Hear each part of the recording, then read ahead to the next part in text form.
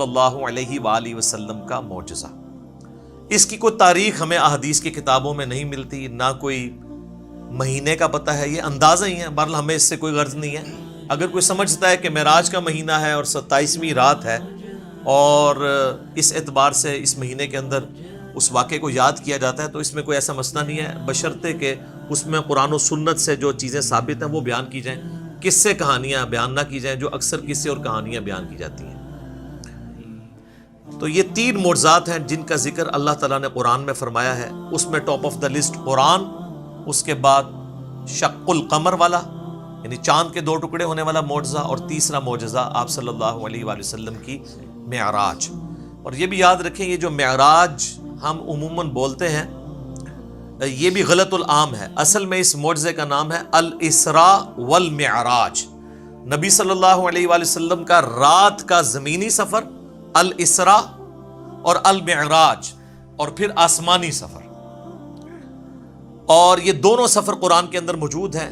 جو زمینی سفر ہے الاسراء، وہ پارہ نمبر 15 ہمارا سٹارٹ اسی سے ہوتا ہے، سورہ بنی اسرائیل جو سورت نمبر 17 ہے اس کے آغاز میں ہی آتا ہے، اعوذ باللہ من الشیطان الرجیم، بسم اللہ الرحمن الرحیم، سبحان الذی اسری بعبدہ لیلا من المسجد الحرام الی المسجد الاقصی، پاک ہے وہ ذات جو اپنے بندے کو لے گئی راتوں رات مسجد حرام سے مسجد اقصی، ایک دور کی مسجد تک، جس کے ارد گرد برکتیں رکھی ہیں تاکہ ہم اپنے اس بندے خاص کو اپنی قدرت کی نشانیاں دکھائیں۔ الاسراء رات کا سفر، بیت اللہ سے لے کر مسجد ایلیا، یروشلم، بیت المقدس، یہ تینوں نام ایک ہی مسجد کے لیے، اور بعد میں وہاں پہ مسجد بھی بن گئی، حضرت عمر کے دور میں اس کا نام پھر مسجد اقصی رکھا گیا۔ قرآن جب نازل ہوا تھا وہاں اقصی لغت کے معنوں میں آیا تھا ایک دور کی مسجد، مسجد اقصی بعد میں بنائی گئی ہے، پہلے وہ بیت المقدس یا ایلیا یا یروشلم کہلاتا تھا۔ تو یہ ہے الاسراء، اور پھر وہاں سے آپ صلی اللہ علیہ وآلہ وسلم کو ایک براق پہ سوار کر کے آسمانوں کا سفر کروایا گیا 7ویں آسمان تک، اور پھر سدرۃ المنتہا، اس کا نام ہی ہے سدرۃ المنتہا، جہاں پہ مخلوق کی انتہا ہو جاتی ہے، وہاں تک، اسے ہم کہتے ہیں المعراج، یعنی اونچائی کا سفر آپ صلی اللہ علیہ وآلہ وسلم کا۔ اور اس کا ذکر جو ہے وہ سورۃ النجم، سورت نمبر 53 میں آیا ہے، جس میں وہ مشہور آیت بھی آتی ہے فَكَانَ قَابَ قَوْسَيْنِ أَوْ أَدْنَىٰ، جس کے اوپر انشاءاللہ میں ڈسکشن بھی کر دوں گا۔ یہ یاد رکھیے گا میرے بھائیو، الاسراء والمعراج یہ پیورلی آپ صلی اللہ علیہ وآلہ وسلم کا جسمانی پلس روحانی سفر ہے، یہ کوئی خواب کا واقعہ نہیں ہے، کوئی روحانی ایکسپیرینس نہیں ہے۔ اگر یہ خواب کا واقعہ ہوتا تو کفار مکہ کو بھی ماننے میں آر نہ ہوتی، خواب میں تو بہت کچھ انسان دیکھ لیتا ہے، تو یہ جسمانی پلس روحانی ایکسپیرینس ہے۔ اور اس کے ساتھ یہ بھی یاد رکھنا ہے کہ اس کا موڈ برزخی ہے، یعنی اس کو اس دن کوئی دیکھ کے آبزرو نہیں کر سکتا تھا، الا یہ کہ اللہ نے کوئی ایک خاص منظر کسی کو دکھا دیا ہو، وہ الگ بات ہے۔ ورنہ یروشلم میں آلموسٹ 1,00,000 کے قریب انبیاء جمع ہوئے، صحیح مسلم میں آتا ہے، یہاں تک کہ آپ صلی اللہ علیہ وآلہ وسلم نے فرمایا کہ مجھے جبرائیل علیہ السلام نے تمام نبیوں کا امام بھی وہاں پر بنایا۔ میرے بھائی ہمارے شہر میں 1,00,000 بندہ جمع ہو جائے رات کے وقت تو تھرتھلی پڑ جائے گی، اور اس زمانے کے اندر، لیکن کسی نے وہ منظر دیکھا نہیں ہے، وہ ان سین بیریئر تھا۔ اور بیسیکلی یہ اس لیے کروایا گیا، جو سورہ آل عمران میں آیا تھا نا کہ اللہ تعالیٰ نے انبیاء کی ارواح سے عہد لیا تھا کہ اگر میں تمہیں حکمت دوں، نبوت دوں، اور پھر میرا کوئی پیغمبر تم میں آ جائے تو تم نے اس پیغمبر کی تصدیق کرنی ہے، جس طرح کہ یحییٰ علیہ السلام نے حضرت عیسیٰ علیہ السلام کی۔ اور نبی صلی اللہ علیہ وآلہ وسلم کی تصدیق تو سب انبیاء نے کرنی تھی، تو وہ اللہ تعالیٰ نے فزیکلی انبیاء کرام کو جو ہے وہ برزخی طور پہ وہاں پہ جمع کر کے، اور آپ صلی اللہ علیہ وآلہ وسلم کے پیچھے نماز پڑھوا کے آپ کی امامت کا اعلان کروایا کہ آپ امام الانبیاء ہیں صلی اللہ علیہ وآلہ وسلم، تاکہ سورہ آل عمران کا وہ والا وعدہ پورا ہو۔ وہ بڑا سٹرکٹ وعدہ ہے، اس میں یہاں تک الفاظ ہیں کہ مجھ سے یہ عہد کرو کہ جب میرے پیغمبر آئیں گے تم ان پر ایمان بھی لاؤ گے، ان کی مدد بھی کرو گے، اور میرے ساتھ یہ بھاری ذمہ اٹھاؤ، میں بھی تمہارے ساتھ گواہوں میں شامل ہوتا ہوں، اور اب بھی اگر کسی نے اس عہد کو توڑا تو وہ فاسقوں میں شمار ہوگا۔ یہ اتنے سخت الفاظ انبیاء کرام علیہ السلام کے بارے میں اللہ تعالیٰ نے ارشاد فرمائے۔ تو یہ برزخی اس کا موڈ تھا. اب ہے نا کہ یہ جسمانی پلس روحانی سفر ہے، یہ کوئی خواب کا معاملہ نہیں ہے، اگرچہ خواب میں بھی آپ علیہ السلام کو معراج ہوئی، وہ الگ سے ہے. کچھ ضعیف روایتیں بھی ہیں سیدہ عائشہ کی طرف منسوب، حضرت معاویہ کی طرف منسوب، کہ وہ لوگ کہتے تھے کہ نبی علیہ السلام کو خواب میں معراج کروائی گی، لیکن وہ اصول محدثین پہ جعلی روایتیں ہیں. صحیح بخاری کے اندر اوپر تلے 3 طرق سکیٹرڈ فارم میں، اوپر تلے تو نہیں ہے، 3 طرق آئے ہیں. انٹرنیشنل نمبر کے مطابق 6613 4716 3888، جس میں ابن عباس کا قول ہے، سورہ بنی اسرائیل کی آیت نمبر 60 میں آتا ہے نا کہ ہم نے نبی صلی اللہ علیہ وآلہ وسلم کو جو منظر دکھایا تھا. اب وہاں پہ جو رؤیا کا لفظ استعمال ہوا ہے نا، وہ کہتے ہیں خواب کے لیے استعمال ہوتا ہے، حالانکہ عربی میں رؤیا آنکھوں سے دیکھنے والے منظر کے لیے بھی یہ لفظ استعمال ہوتا ہے. بال ابن عباس کا قول امام بخاری اسی آیت کو ہیڈنگ بنا کے لے کے آئے ہیں، سورہ بنی اسرائیل آیت نمبر 60 کے. اور ابن عباس کہا کرتے تھے کہ نبی صلی اللہ علیہ وآلہ وسلم کو جو یہ منظر دکھایا گیا، جو کافروں کے لیے فتنہ بن گیا، قرآن کی آیت ہے. فتنہ کیوں بنا؟ میرے بھائی اگر خواب کا منظر ہوتا تو کیوں کافروں کے لیے فتنہ بنتا؟ وہ تو مان لیتے ہیں کہ خواب میں تو کچھ بھی ہو سکتا ہے، فتنہ بنے اس لیے کہ وہ فزیکل کلیم تھا. تو ابن عباس کا قول ہے صحیح بخاری میں کہ یہ منظر جو دکھایا گیا، یہ نبی صلی اللہ علیہ وآلہ وسلم نے اپنی جسم کی آنکھوں سے دیکھا تھا، دل کی آنکھوں سے نہیں. دل کی آنکھوں سے مراد ہوتا ہے خواب میں، اور جسم کی آنکھوں سے مراد فزیکلی یہ دیکھنا ہے. میرے بھائیو، الاسراء والمعراج میں آپ صلی اللہ علیہ وآلہ وسلم کو کئی ایک مناظر دکھائے گئے، جو سورہ بنی اسرائیل کی آیت نمبر 7، جو آیت نمبر سٹارٹ میں 1 ہے، سورت نمبر 17، لِنُرِيَهُ مِنْ آیاتنا، تاکہ ہم اپنے بندے کو اپنی نشانیوں میں سے نشانیاں دکھائیں. وہ نشانیاں کون سی تھیں؟ ان پہ میں بولوں تو میرے بھائی تقریباً 3-4 گھنٹے اور لگ جائیں گے. میں آپ کو موٹی موٹی باتیں بتا دیتا ہوں جو بخاری اور مسلم میں آئی ہیں کہ آپ علیہ السلام کو کیا کچھ دکھایا گیا. نمبر 1، سٹارٹ ہوا شق الصدر سے، آپ علیہ السلام کا سینہ چاک کیا گیا، بخاری مسلم میں آتا ہے، اور جنت سے سونے کا تشت لا کے آب زمزم کا پانی ڈال کے جبرائیل علیہ السلام نے نبی علیہ السلام کا دل جو ہے وہ دھویا. نمبر 2، آپ صلی اللہ علیہ وآلہ وسلم کو، چونکہ آپ مکے میں تھے، ابھی مدینہ آپ نے جانا تھا، راستے میں ایک شہر میں اتارا گیا اور جبرائیل نے کہا کہ یہ طیبہ ہے، مدینہ، جو آپ کا مسکن عنقریب بننے والا ہے ہجرت کے بعد. حضور کو اس وقت تک نہیں پتا تھا کہ یہاں سے تو میری دعوت جو ہے وہ ایسی لانچ ہوگی کہ رومن اور پرشین امپائر بھی کچھ نہیں جائیں گے. نمبر 3، پھر آپ کو کوہ طور پہ لے جایا گیا، انبیاء کے مقامات پہ. سب سے پہلے نبی علیہ السلام کا اپنا مسکن، اس کے بعد پھر طور سینا کے اوپر، اور کہا گیا کہ یہ وہ ہے جہاں پہ اللہ تعالیٰ نے حضرت موسیٰ علیہ السلام سے کلام کیا تھا. نمبر 4، بیت اللحم لے جایا گیا. بیت المقدس میں ایک جگہ ہے جہاں پہ حضرت عیسیٰ علیہ السلام کی ولادت ہوئی تھی، تو وہ جگہ بھی دکھائی گئی. بات صحیح مسلم میں آتا ہے قبر موسیٰ دکھائی گئی. نبی علیہ السلام کہتے ہیں میں نے سرخ ٹیلے کے پاس موسیٰ علیہ السلام کو ان کی قبر میں نماز پڑھتے ہوئے دیکھا، اور اگر میں گزروں میں تمہیں وہ قبر بھی دکھا سکتا ہوں. وہ قائم یصلی فی قبری، وہ کھڑے اپنی قبر میں نماز پڑھ رہے تھے. لیکن یہ معاملہ ہے برزخی، حیات انبیاء کے اوپر یہ ثبوت ہے، لیکن برزخی معاملہ. اس کے بعد آپ صلی اللہ علیہ وآلہ وسلم کو بیت المقدس میں انبیاء کی امامت کروائی گئی. 1,00,000 کے قریب پیغمبروں کو جمع کیا گیا، اور جبرائیل علیہ السلام نے کہا کہ آپ ان کی امامت کروائیں. یہ صحیح مسلم میں آتا ہے. اچھا، پھر دجال دکھایا گیا، یہ بھی آتا ہے بخاری مسلم میں، دجال بھی دکھایا گیا. پھر آپ علیہ السلام کو آسمانوں کی سیر کروائی گئی. پہلے آسمان پہ آدم علیہ السلام سے ملاقات ہوئی، دوسرے پہ حضرت یحییٰ اور عیسیٰ سے، تیسرے پہ یوسف علیہ السلام سے، چوتھے پہ ادریس علیہ السلام سے، پانچویں پہ ہارون علیہ السلام سے، چھٹے پہ موسیٰ علیہ السلام سے، اور ساتویں پہ ہمارے جد امجد سیدنا ابراہیم خلیل اللہ علی نبینا وعلیہ الصلوۃ والسلام سے ملاقات ہوئی. اس کے بعد آپ علیہ السلام کو جنت اور دوزخ بھی دکھائی گئی. ٹائم میں ٹریول کروا کے جو مستقبل کا وقت تھا وہ پہلے دکھا دیا گیا. لوگ کہتے ہیں ابھی تو لوگ دوزخ اور جنت میں پہنچے نہیں، تو حضور نے کیا دیکھا؟ بھئی اللہ نے وقت. اور آپ یہ دیکھ لیں، یہ سب کچھ منظر کتنے زمانے میں طے ہوا ہوگا، لیکن ایک رات میں سب کچھ ہو گیا. صرف بیت المقدس اور خانہ کعبے کے درمیان جو فاصلہ ہے اس زمانے میں 40 دن کی مسافت تھی. وہی نہیں طے ہو سکتی تھی. اللہ اکبر. اسی لیے تو وہ آتا ہے نا المعجم الکبیر طبرانی کے اندر اور دلائل النبوہ امام بیہقی کی کتاب کے اندر اور کئی کتابوں کے اندر کہ لوگوں نے آ کے حضرت ابوبکر کو کہا نا کہ تمہارا ساتھی تو یہ کہہ رہا ہے کافروں نے چھیڑنے کے لیے, اور انہوں نے کہا اگر وہ کہہ رہے ہیں تو میں تصدیق کرتا ہوں. تو اسی پر آپ کا لقب صدیق رکھا گیا کہ آپ علیہ السلام کی تصدیق کرنے والے.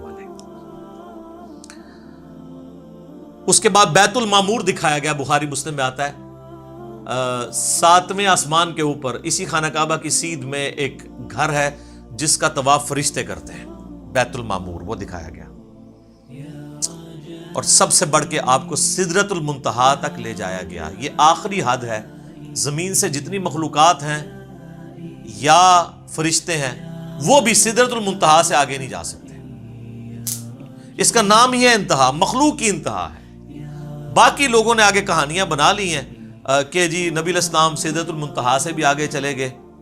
بالکل جھوٹ ہے, یہ آپ کی انتہا تھی. اور آگے پتہ نہیں کیا کیا کہانیاں بنائی ہوئی, کہتے ہیں عرش پہ جوتیوں سمیت چلے گئے. یہ تو اتنا بڑا جھوٹ ہے کہ احکام شریعت میں احمد بریلوی صاحب نے لکھا ہے کہ یہ جو معرج النبوہ کتاب جس میں یہ باتیں لکھی ہیں, یہ ہے تو سنی عالم ہے لیکن ہر طرح کی جھوٹی سچی روایتیں لکھ دیتا ہے. یہ محض باطل بات ہے کہ نبی علیہ السلام اپنی مبارک جوتیوں کے ساتھ عرش پہ گئے ہیں. یہ اعلیٰ حضرت نے لکھا ہے کہ یہ جھوٹی بات ہے. تو عرش پہ جانے والی کوئی بات نہیں ہے. ہاں کسے کہانیوں میں آپ مزے لے لے کے بیان کریں. اور جب ہم پوچھتے ہیں کہاں لکھا ہے, وہ کہتے ہیں سعدی شیرازی کے شعر نہیں آپ نے پڑھے, مولانا روم کے شعر نہیں پڑھے. ہم کہتے ہیں میرے بھائی ہم تو آپ کو چیخ چیخ کے یہی تو کہہ رہے ہیں کیا کہ مرنے سے پہلے ہے مسلمان. کر لے اس پہ غور. کتابوں کا خدا اور ہے, بابوں کا خدا اور. کتاب میں سے کوئی نکالے نا بات جہاں پہ لکھا ہو. پھر ڈاکٹر صاحب تو آپ کو پتا ہے طاہر القادری صاحب تو وہ کہتے ہیں کہ وہ دروازہ کھولا حضور نے حضور کے لیے, پھر کہا کہ آپ اندر آ جائیں, حریم ناز میں آ جا. وہ پتہ نہیں کیا عشق مشوقی کا انہوں نے ایک, اور بلکہ وہ بغل گیر پتہ نہیں کیا کچھ انہوں نے کیا ہے. اور طارق جمیل صاحب نے بھی اسی سے ملتی جلتی باتیں کی ہیں. وہ قاب قوسین او ادنیٰ وہ پوری کر کے بتاتے ہیں. انشاءاللہ اینڈ پہ ڈسکس کرتا ہوں. تو میرے بھائی یہ کتابوں کی بات ہو رہی ہے. اور سدرۃ المنتہا ہی پہ اللہ تعالیٰ کی ملاقات ہوئی اپنے محبوب علیہ السلام کے ساتھ. اور سورۃ النجم میں اس کا ذکر ہے. وہاں پہ اللہ تعالیٰ نے وحی بھی کی آپ علیہ السلام کو. صحیح مسلم میں آتا ہے کہ 3 چیزیں آپ کو وہیں پہ عطا ہوئی. نمبر 1 5 نمازیں. وہ ڈیٹیل بخاری مسلم میں آتی ہے کہ 50 تھی, کم ہوتے ہوئے موسیٰ علیہ السلام کے پاس جب وہ آتے تھے نا 6ٹھے آسمان کے اوپر, تو کہتے تھے حضرت زیادہ ہیں کم کروائیں. ایک پھیرے ہی بس اور لگڑا سی, وہ کو نہیں لگیا, ورنہ وہ 5 کام ہوتے 5 تک رہ گئی. پھر اس میں الفاظ ہیں بخاری مسلم میں, اللہ نے کہا کہ میرا قول بھی نہیں بدلے گا, تمہاری امت پڑے گی 5. سورۃ الانعام میں ہے کہ ایک نیکی 10 کے برابر ہے, تو میں ان کو ثواب 10 کا ہی دوں گا. 1 کے بدلے 10 کا, تو نمازیں 50 کے ہی ثواب ملے گا 5 کے گیز میں.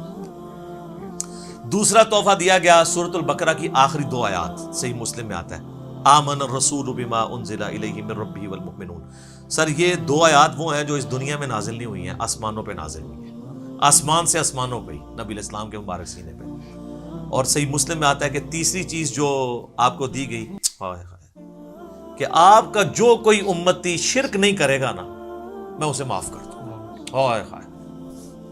تو اس کو تو سپورٹو پھر قرآن میں بھی آیت ہے انہ من یشرک باللہ فقد حرم اللہ علیہ الجنہ ومأواہ النار وما للظالمین من انصار. بے شک جو کوئی اللہ کے ساتھ شرک کرے گا اللہ اس گناہ کو کبھی معاف نہیں کرے گا, اس پہ جنت حرام ہے, اس کا ٹھکانہ دوزخ ہے, اور وہاں اس کا کوئی مددگار نہیں ہوگا. حتیٰ کہ بخاری مسلم کی حدیث ہے کہ اللہ نے ہر نبی کو کوئی نہ کوئی دعا دی تھی, اس نے اس دنیا میں ہی دعا کر لی. حضرت نوح نے دعا کی, اس کی وجہ سے ان کی قوم ہلاک ہوگی. میں نے اپنی دعا چھپا کے رکھی ہے قیامت کے دن کے لیے.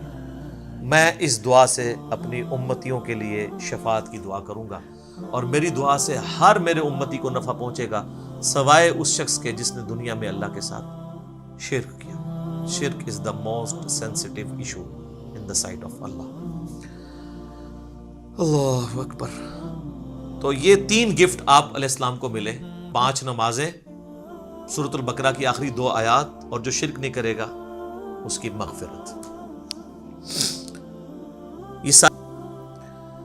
الاسراء والمعراج میں جو معراج والا پورشن ہے اس میں سب سے زیادہ کنٹروورشل چیز جو آپ نے سوال میں بھی کی وہ ہے نبی علیہ السلام نے کیا شب معراج اللہ تعالیٰ کو دیکھا تھا یا نہیں.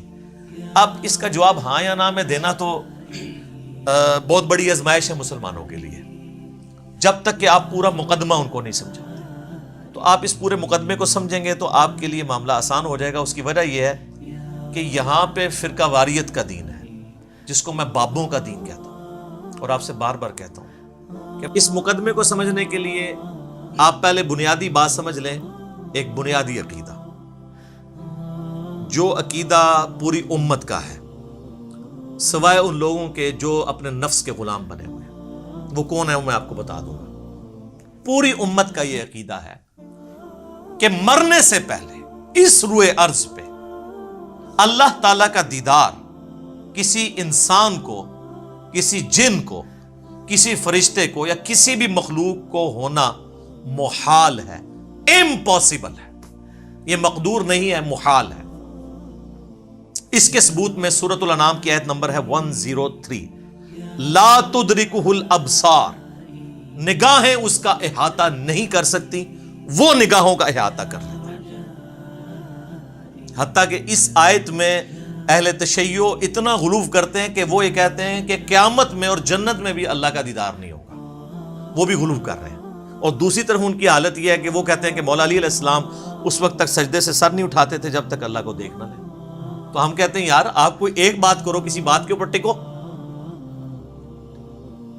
اور پھر بعض غلو کرنے والے وہ کہتے ہیں شب معراج بھی جو مولا علی کا پنجہ دیکھا تھا۔ خیر اب اہل علم ان کو خود ہی رد کر رہے ہیں، وہ کہہ رہے ہیں یہ نصیحتیاں، ہمارا ان سے کوئی تعلق نہیں ہے، اہل تشیع کا یہ جو ہے مکتب نہیں ہے، مکتب اہل بیت یہ نہیں ہے۔ تو یہ سورۃ الانعام کی آیت نمبر 103 اس پر گواہ ہے۔ اور اس سے بھی بڑھ کر پریکٹیکل ایکسپیرینس سورۃ الاعراف کی آیت نمبر 143، جب موسیٰ علیہ السلام نے کوہ طور پہ ملاقات کے دوران کہا اے اللہ میری خواہش ہے میں تجھے دیکھوں۔ اتنی دفعہ باتیں سن سن کے اگلا سٹیپ بھی بندہ طے کرتا ہے نا۔ تو اللہ نے کیا فرمایا تھا؟ لن ترانی، ہرگز نہیں دیکھ سکتا تو مجھے، بلکہ تو پہاڑ کی طرف دیکھ، اگر یہ پہاڑ اپنی جگہ پہ قائم رہا تو سمجھنا تو مجھے دیکھ سکتا ہے۔ تو قرآن کے الفاظ ہیں پہاڑ پہ اللہ نے صرف تجلی کی تو وہ ریزہ ریزہ ہو گیا، اور موسیٰ علیہ السلام انڈائریکٹ وہ تجلی دیکھنے سے بے ہوش ہو کے گر پڑے۔ اور اس کے بعد ان کا ہے اللہ میں تیرے طرف رجوع لاتا ہوں، اب دوبارہ میں یہ بات نہیں کروں گا۔ تو اگر موسیٰ علیہ السلام کو زیارت نہیں ہو سکتی اللہ تعالیٰ کی اس دنیا میں، تو موسیٰ علیہ السلام سے بڑھ کے تو کوئی بھی نہیں ہو سکتا۔ تو اب اگر موسیٰ علیہ السلام کے سوا کوئی شخص یہ دعویٰ کرے کہ اس نے اللہ کو دیکھا ہے، تو پھر ہم اسے غلام القادیانی کا بھائی کہیں گے نا، جس طرح اس نے جھوٹا دعوی نبوت کیا۔ یہ کم از کم اسے کہنا چاہیے کہ تو جھوٹ بولتا ہے، یا تو پھر یہ کلیم کرتا ہے کہ تو مسلمان ہو کے موسیٰ علیہ السلام سے بڑا مرتبہ رکھتا ہے۔ حالانکہ موسیٰ علیہ السلام تو اولو العزم پیغمبروں میں سے ہے، جو سورہ شورا کے اندر آیا ہے۔ 5 اولو العزم پیغمبر ہیں۔ نمبر 1 ہمارے محبوب علیہ السلام، اس کے بعد حضرت ابراہیم علیہ السلام، پھر نوح علیہ السلام، موسیٰ علیہ السلام اور عیسیٰ علیہ السلام۔ تو اولو العزم پیغمبروں سے بھی آگے بڑھ گئے، تو پھر ہم یہی کہیں گے نا۔ سورۃ الحجر کی آیت نمبر 99 آخری آیت میں بھی آیا ہے وَاعْبُدْ رَبَّكَ حَتَّى يَأْتِيَكَ الْيَقِينُ، اپنے رب کی عبادت کرتے جاؤ یہاں تک کہ تمہیں یقین نصیب ہو جائے، تمہیں موت آ جائے۔ تمام نے اس یقین کا ترجمہ موت کیا ہے۔ مرنے سے پہلے یقین نہیں آ سکتا، کیونکہ یقین اس وقت آتا ہے جب آپ فزیکلی دیکھ لیں۔ تو یہی تو آپ کو انعام ہے، ان الذین یخشون ربهم بالغیب لہم مغفرۃ واجر کبیر، جو بغیر دیکھے اپنے رب سے ڈرتے ہیں ان کے لیے ہے مغفرت اور بہت بڑا اجر۔ اور صحیح مسلم میں انٹرنیشنل نمبر کے مطابق 7356 نمبر حدیث ہے دجال کے کانٹیکسٹ میں۔ نبی علیہ السلام فرماتے ہیں کہ یہ دجال آئے گا تو اس کے ماتھے پہ کافر لکھا ہوگا، لیکن وہ کاف فا را یا کاف الف فا را لکھا ہوگا ایبریویشنز میں۔ تو لوگ جو اہل ایمان ہیں نبی علیہ السلام کہتے ہیں وہ پڑھ لیں گے کہ یہ کافر لکھا ہے، تو ان کو پتہ چلے گا دجال ہے۔ دوسرے لوگ نہیں پڑھ پائیں گے، چاہے مومنین میں بھی منافقین ہوئے، اور وہ ہو سکتا ہے کاف سے کشف پڑھ لیں، الف سے الہام پڑھ لیں، فا سے فیض پڑھ لیں، اور را سے روحانیت پڑھ لیں کہ جی یہ تو بہت بڑے بزرگ ہیں۔ اچھا، اس حدیث میں 7356 میں آتا ہے کہ نبی علیہ السلام نے فرمایا کہ وہ خدائی کا دعویٰ کرے گا دجال یاد رکھو تم میں سے کوئی شخص اپنے رب عز و جل کو نہیں دیکھ سکتا یہاں تک کہ اسے موت آ جائے۔ یہ الفاظ ہیں۔ کیا مطلب؟ کہ مرنے سے پہلے کوئی اللہ کو نہیں دیکھ سکتا، مرنے کے بعد دیکھیں گے انشاءاللہ۔ تو مرنے سے پہلے آپ نہیں دیکھ سکتے تو آپ بھی مرنے سے پہلے ہے مسلمان. کر لے اس پہ غور. کتابوں کا خدا اور ہے بابوں کا خدا. مؤمن کو قیامت کے دن اللہ تعالیٰ کا دیدار ہوگا اور جنت میں بھی دیدار ہوگا انشاءاللہ تعالیٰ. اس پہ درجنوں احادیث بخاری مسلم کی اور قرآن کی آیات بھی گواہ ہیں. اور آپ دیکھیں دنیا میں بھی اللہ نے ایک تھوڑا سا ماڈل رکھا ہوا ہے. نماز مؤمن کی معراج ہے. کیوں کہا جاتا ہے؟ نماز معراج النبی میں تحفہ ملا ہے. وہاں سدرۃ المنتہا پہ اللہ اور نبی نے ڈائریکٹ باتیں کی تھیں حجاب کے اندر. وہ میں بعد میں حدیث بتاؤں گا. آپ یہاں دنیا پہ بیٹھ کے اللہ سے باتیں کر سکتے ہیں نماز کی.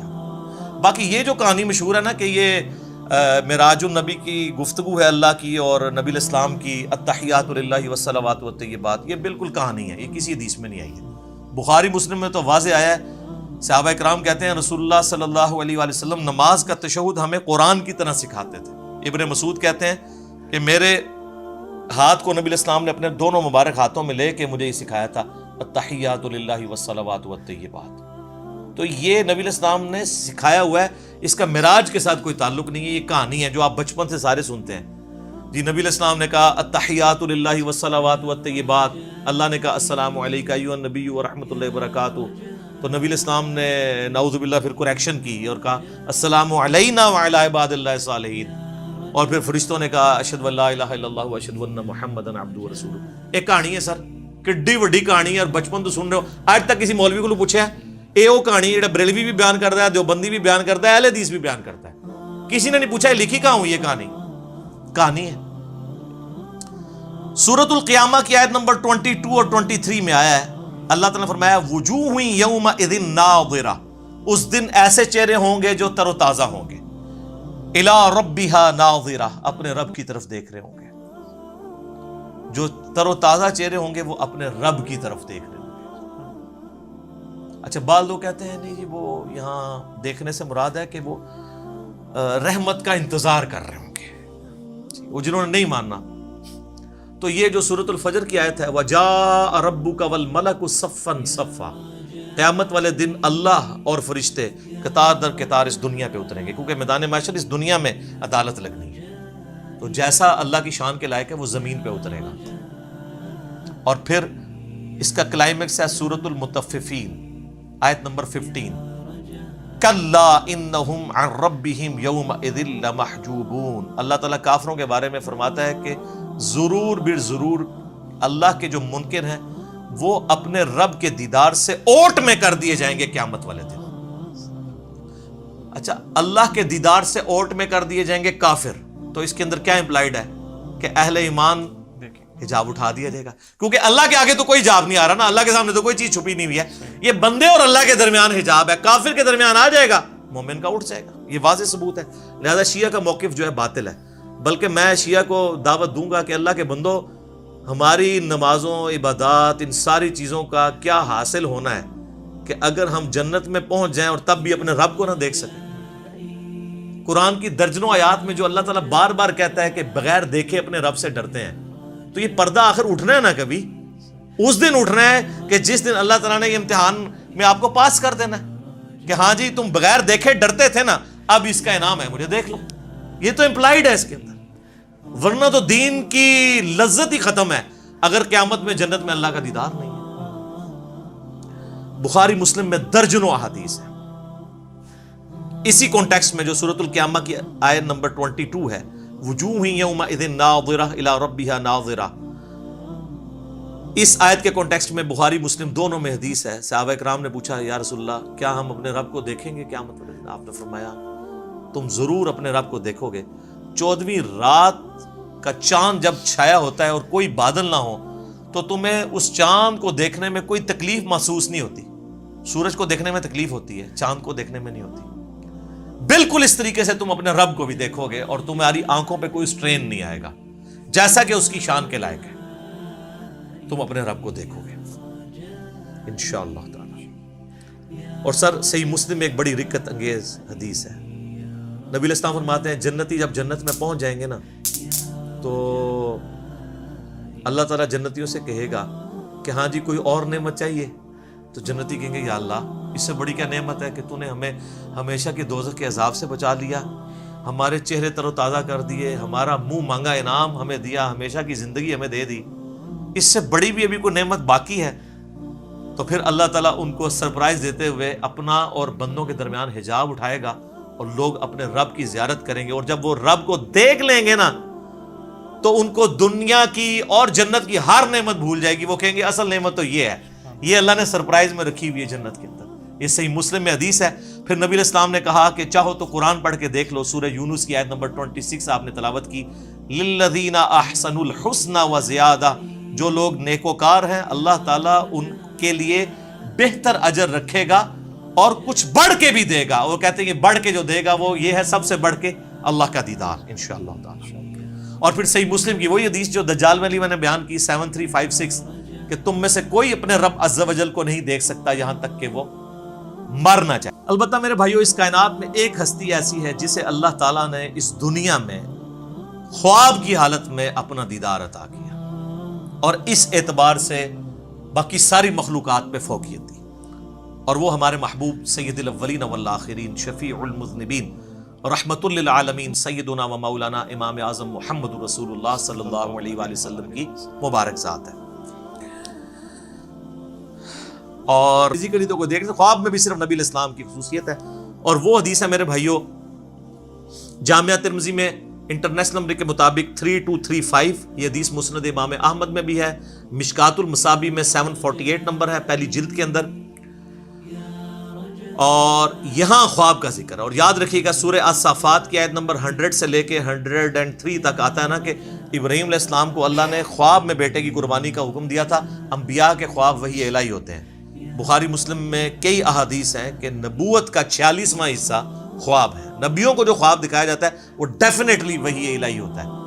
باقی بخاری مسلم میں آتا ہے کہ نبیوں کے علاوہ جو ہے وہ اللہ کی طرف سے بھی ہو سکتا ہے، شیطان کی طرف سے بھی ہو سکتا ہے، نفس کی طرف سے بھی ہو سکتا ہے۔ تو یہ ترمذی میں جو حدیث ہے، مسند احمد میں بھی، مشکات المصابیح میں بھی، اور اس حدیث کے ساتھ امام ترمذی نے لکھا ھذا حدیث حسن صحیح، یہ حدیث حسن صحیح ہے۔ اور امام ترمذی نے ساتھ لکھا کہ میں نے اپنے استاد امام محمد بن اسماعیل بخاری، امام بخاری سے پوچھا تو انہوں نے بھی فرمایا کہ یہ حدیث صحیح ہے، اگرچہ بخاری میں نہیں ہے لیکن اس حدیث کو امام بخاری نے بھی صحیح کہا ہے، امام ترمذی نے بھی صحیح کہا، شیخ البانی نے بھی صحیح کہا، شیخ شعیب ارناؤت نے بھی صحیح کہا، شیخ زبیر لزئی نے بھی صحیح کہا رحمہم اللہ اجمعین۔ بڑی لمبی حدیث ہے، میں اکثر بیان کرتا ہوں، جس میں میں نے وہ دعا بھی آپ کو بار بار کہی ہے کہ یاد کرو، اللہم انی اسألک فعل الخیرات و ترک المنکرات۔ اس میں الفاظ ہیں جو آج کی ضرورت ہے کہ میں نے خواب میں اپنے رب کو بڑی خوبصورت صورت میں دیکھا، اور پھر یہ بھی الفاظ ہیں کہ اللہ تعالیٰ نے میرے دونوں شانوں کے درمیان اپنا ہاتھ مبارک رکھا، اور میں اس کی تشبیہ بھی نہیں دوں گا کیونکہ لیس کمثلہ شیء، اللہ کی مثل کوئی شے نہیں، حتیٰ کہ میں نے اس کی انگلیوں کے پوروں کی ٹھنڈک اپنے قلب پہ محسوس کی جیسا کہ اس کی شان کے لائق ہے۔ باقی لمبی حدیث ہے لیکن اس میں سے یہ پورشن میں نے بیان کرنا تھا کہ خواب میں نبی علیہ السلام کو زیارت ہوئی ہے۔ اب یہاں پہ یاد رکھیے گا ایک بہت میں آپ کو کریٹیکل پوائنٹ دینے لگا ہوں، اگر کوئی شخص اللہ ہی کو دیکھ لے تو اب کائنات میں کوئی غیب ایسا رہ گیا جو اس کے لیے اٹریکٹیو ہو، اس سے بڑی تو کوئی چیز نہیں ہے۔ تو پھر قیامت والے دن نبی علیہ السلام کے لیے اللہ نے کیا انعام رکھا ہوا ہے؟ آپ کو تو دنیا میں مل گیا سب کچھ، ہمیں تو کہا گیا نا سورۃ الملک آیت نمبر 12 میں، ان الذین یخشون ربهم بالغیب لہم مغفرۃ و اجر کبیر، جو بن دیکھے اپنے رب سے ڈرتے ہیں ان کے لیے مغفرت اور بہت بڑا اجر ہے۔ اور آپ نے سن لیا کہ جنت میں اللہ کا دیدار، قیامت میں اللہ کا دیدار۔ تو نبی علیہ السلام نے اگر دنیا میں ہی اللہ کو دیکھ لیا تو نبی علیہ السلام کے لیے پھر کون سا نام رہے گا؟ تو اس کے اندر امپلائیڈ ہے کہ نبی علیہ السلام کے لیے انعام یہ ہے کہ دنیا میں دیکھا ہے خواب کی حالت میں، فزیکل ہی نہیں دیکھا، دل کی آنکھوں سے دیکھا ہے۔ فزیکل دیکھنا ابھی باقی ہے ان کا بھی، وہ حضور کے لیے ابھی بھی غیب کی چیز ہے، تو آپ علیہ السلام کے لیے بھی انعام باقی ہے۔ تو جو لوگ اس دنیا میں حضور کا فزیکل دیکھنا مانگتے ہیں یا شب معراج فزیکل دیکھنا مانگتے ہیں تو ان کے لیے علمی چیلنج ہے کہ پھر بتاؤ کہ نبی علیہ السلام کے لیے قیامت اور جنت میں اور کون سا انعام ہوگا اس سے بڑھ کے، اگر آپ اپنا سب سے بڑا انعام پہلے ہی اویل کر چکے ہیں۔ اور یہ پوائنٹ جس شخصیت نے ہائی لائٹ کیا ہے میں اس کا کریڈٹ اسی کو دیتا ہوں، مولانا اسحاق صاحب رحمہ اللہ تعالی، المتوفی 213 عیسوی و مطابق 28 اگست 2013 انہوں نے یہ چیز ہائی لائٹ کی تھی، اور یہ میں نے نہ آج تک کسی کتاب میں پڑھی نہ کسی اسکالر سے سنی۔ اسکالر نے بیچارے نے کیا بیان کرنا ہے، یہ مولانا اسحاق کو کریڈٹ جاتا ہے کہ انہوں نے یہ ایسا علمی، آپ کہتے ہیں وہ جس طرح وہ تاش میں کہتے ہیں نا یکا پھینکنا، کہ بتاؤ کہ اگر حضور نے بھی اللہ تعالیٰ کو فزیکلی دیکھ لیا جو تمہارا کلیم ہے، تو حضور علیہ السلام کے لیے تو اب کوئی چیز نہیں رہے گی باقی۔ تو خواب میں ہی دیکھا، فزیکلی نہیں دیکھا، شب معراج بھی دیکھا تو پردے میں دیکھا، فزیکلی نہیں دیکھا۔ وہ انشاءاللہ میں اس کے اوپر ڈسکشن کرتا ہوں آخر میں۔ شب معراج میں صحابہ کرام علیہم رضوان کی 3 آراء پائی جاتی ہیں دیدار خداوندی عز و جل کے حوالے سے۔ پہلی رائے یہ ہے جو صحیح بخاری اور صحیح مسلم میں سیدنا عبداللہ ابن مسعود رضی اللہ تعالیٰ عنہ سے جب پوچھا گیا کہ یہ جو سورۃ النجم کی آیت نمبر 9 ہے، فَكَانَ قَابَ قَوْسَيْنِ أَوْ أَدْنَىٰ، وہ دونوں اتنے قریب ہوئے کہ 2 کمانوں کے درمیانی فاصلہ بلکہ اس سے بھی کم۔ اور پھر اگلی آیت سورۃ النجم کی آیت نمبر 11، مَا كَذَبَ الْفُؤَادُ وَمَا رَأَىٰ، دل نے جو کچھ دیکھا اس کو جھٹلایا نہیں ہے۔ اور پھر سورۃ النجم کی ہی 18 نمبر آیت، لَقَدْ رَأَىٰ مِنْ آیَاتِ رَبِّهِ الْكُبْرَىٰ۔ ان 3 آیات کے بارے میں عبداللہ ابن مسعود سے جب پوچھا گیا تو بخاری مسلم کے الفاظ ہیں، انہوں نے کہا کہ یہاں تینوں جگہ پر مراد سیدنا جبرائیل علیہ السلام ہے، جن کو نبی علیہ السلام نے اپنی اصلی حالت میں دیکھا۔ ان کے 600 پر تھے اور سبز رنگ کا لباس انہوں نے پہنا ہوا تھا اور وہ افق پہ چھائے ہوئے تھے۔ دوسری رائے ہے جو صحیح بخاری میں انس ابن مالک کی ہے، انٹرنیشنل نمبر کے مطابق 7517، وہ فکان قاب قوسین او ادنا سے مراد اللہ اور اس کے نبی علیہ السلام کا قرب کہتے ہیں۔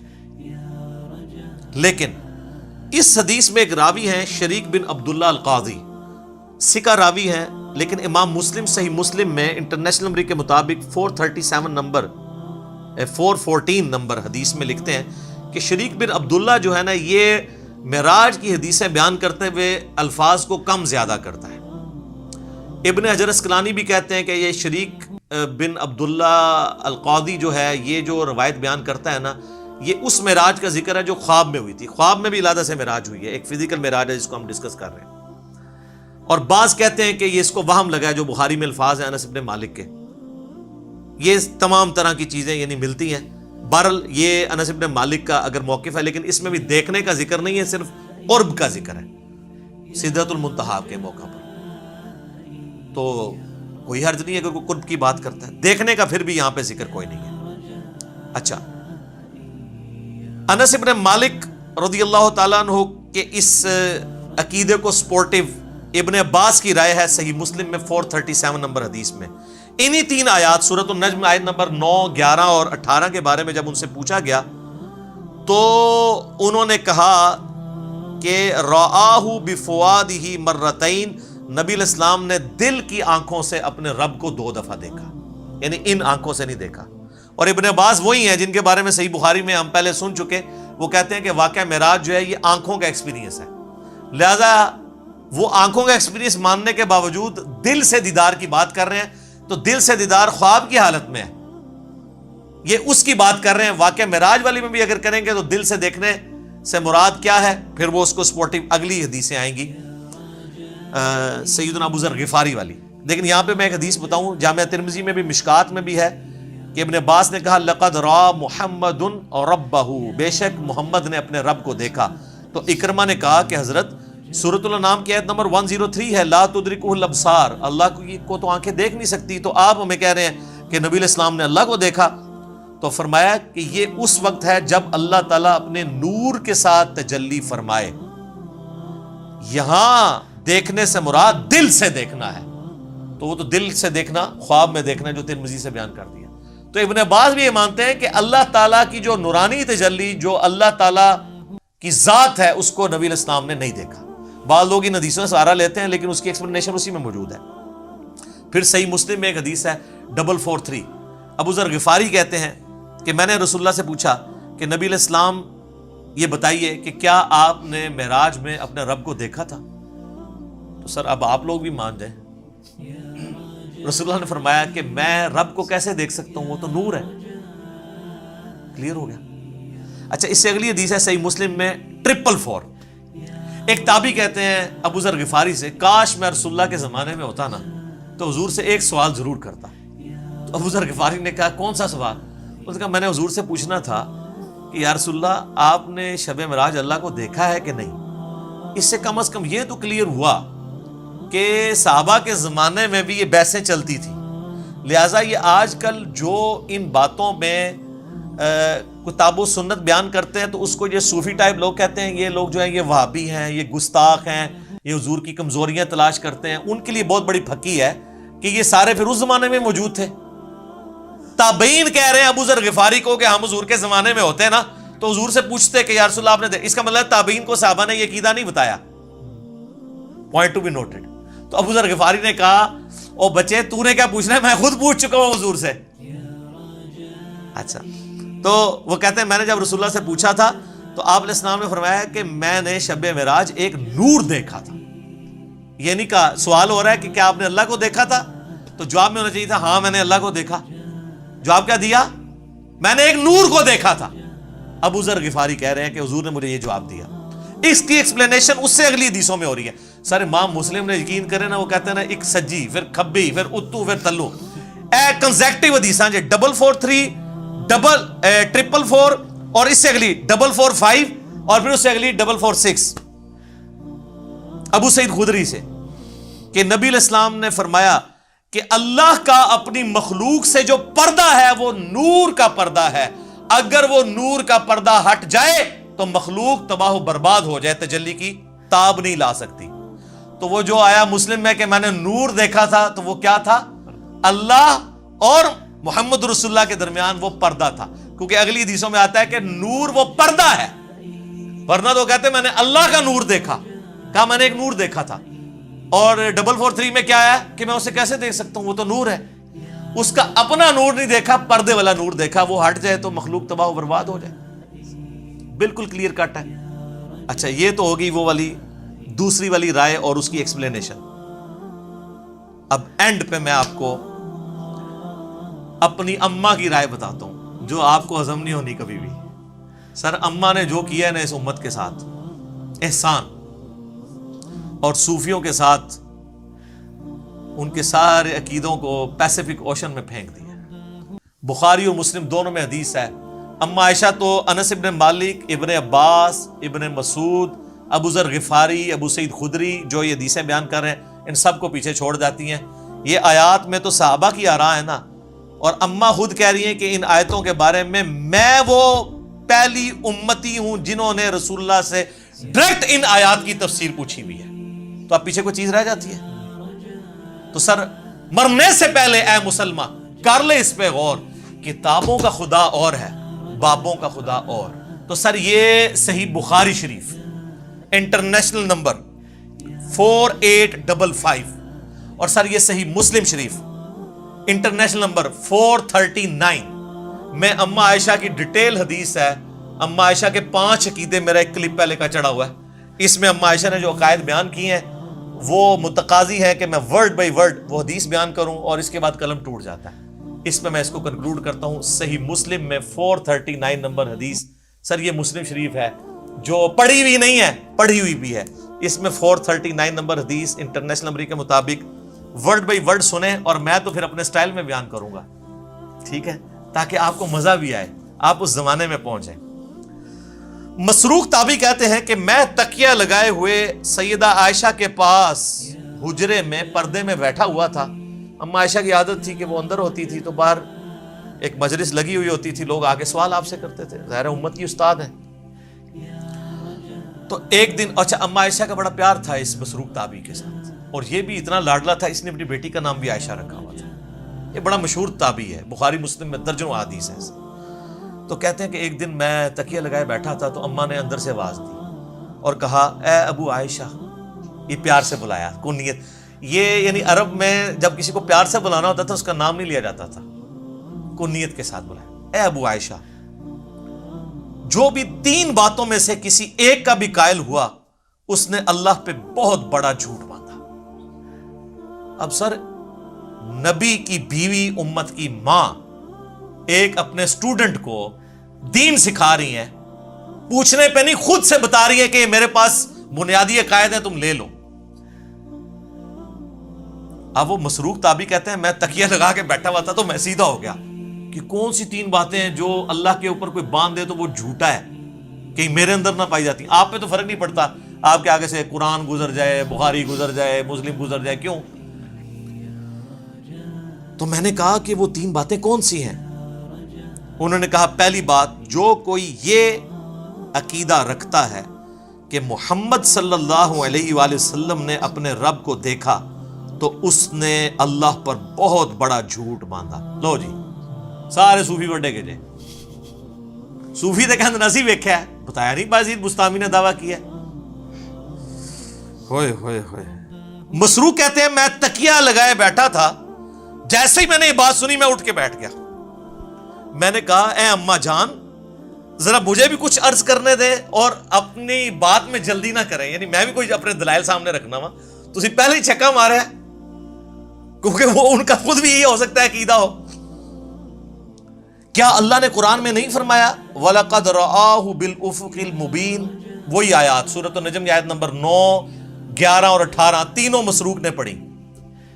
وَلَقَدْ رَآهُ نَزْلَةً أُخْرَى، یہ تو واضح قرآن میں آیا ہے کہ دیکھا اس نے اس کو. اب قرآن میں یہ تو نہیں ہے کس نے کس کو. تو سیدہ عائشہ نے کہا اس امت میں سب سے پہلے میں نے ان آیتوں کو رسول اللہ سے پوچھا تھا. تو اب رسول اللہ سے پوچھنے کے بعد بھی اگر کسی نے نہیں یقین کرنا اور بابوں کے دین پہ چلنا ہے اور کتابوں کے دین پہ نہیں چلنا، صحیح مسلم 439 نمبر حدیث پہ نہیں چلنا اور صحیح بخاری انٹرنیشنل نمبر کے مطابق 4855 حدیث میں، مسلم میں چونکہ ڈیٹیل ہے میں وہ بیان کر رہا ہوں. اچھا جی سن لیں، آپ جو رسول اللہ کو مانتا ہے اس کے لیے میں بیان کر رہا ہوں، جو بابوں کو مانتا ہے اس کے لیے تو میں کچھ نہیں کر سکتا. تو آپ علیہ السلام نے فرمایا کہ ان آیات میں مراد جبرائیل علیہ السلام ہے، یعنی میں نے جبرائیل علیہ السلام کو دیکھا، میں نے ان کو ان کی اصلی صورت پر دیکھا اور 2 بار ایسا ہوا. ان آیات میں اسی کا ذکر ہے کہ ان کو وہ اس وقت وہ اتر رہے تھے آسمان سے اور ان کے تن و توش کی بڑائی نے آسمان سے زمین تک روک رکھا تھا، افق پہ پھیلے ہوئے تھے، وہی جو عبداللہ ابن مسعود نے کہا.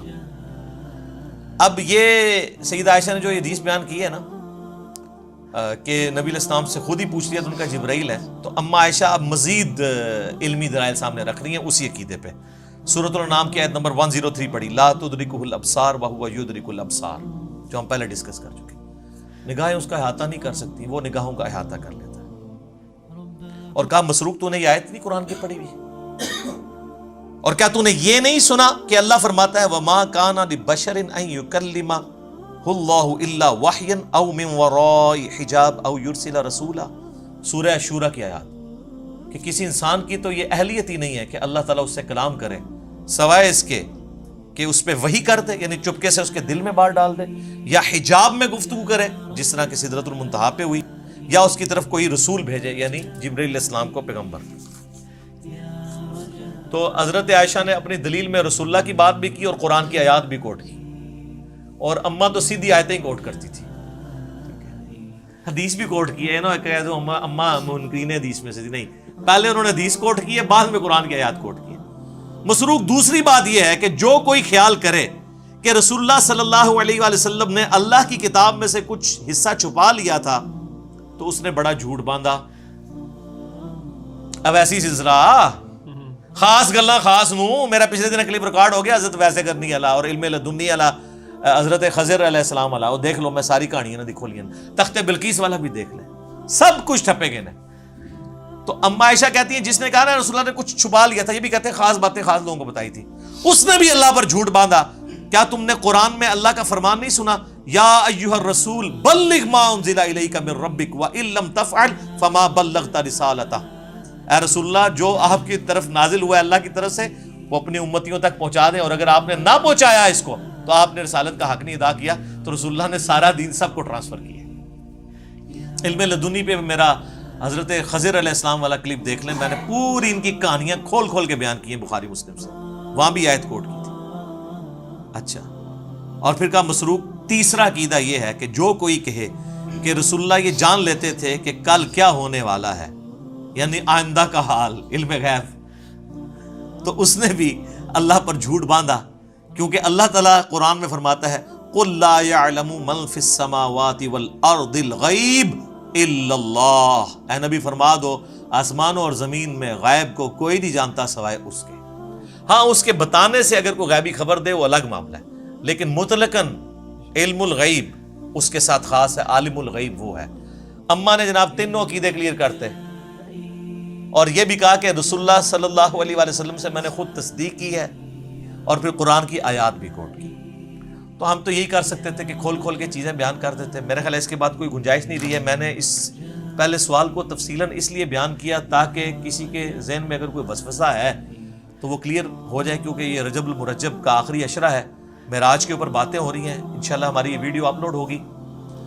اور اب میں کیا کروں میرے بھائی، اتنے میں فی البدی حوالے اس میں دے دیتا ہوں کہ اس کے اوپر پھر ہمیں ریفرنسز لگاتے ہوئے ڈزنز آف ورکنگ آور چاہیے ہوتے ہیں۔ تو بال میں نے اوورال آپ کو ایک پورا جہاں پہ کریٹیکل نمبرز تھے وہ بتا دیے ہیں، اور حوالے ہم اس میں نہ بھی لگائیں، آپ خود ان حوالوں تک پہنچ جائیں گے۔ اللہ تعالیٰ سے دعا ہے کہ ہمیں معراج مصطفیٰ صلی اللہ علیہ وآلہ وسلم کے بارے میں صحیح عقیدہ رکھنے کی توفیق عطا فرمائے، اور کتاب و سنت والا عقیدہ رکھنے کی توفیق عطا فرمائے۔